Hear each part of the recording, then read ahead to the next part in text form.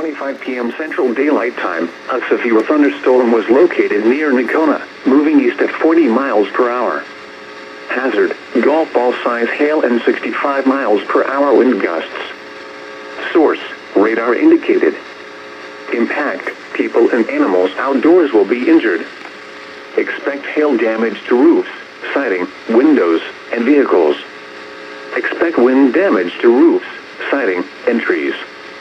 Locations impacted include Nacona, Stoneburg, Caps Corner, Bulker, Marysville. For your protection, get inside a sturdy structure and stay away from windows. Intense thunderstorms can produce brief tornadoes and widespread significant wind damage.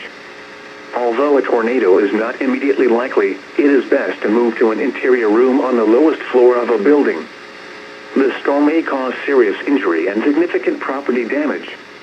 A tornado watch remains in effect until midnight Central Daylight Time for north central Texas.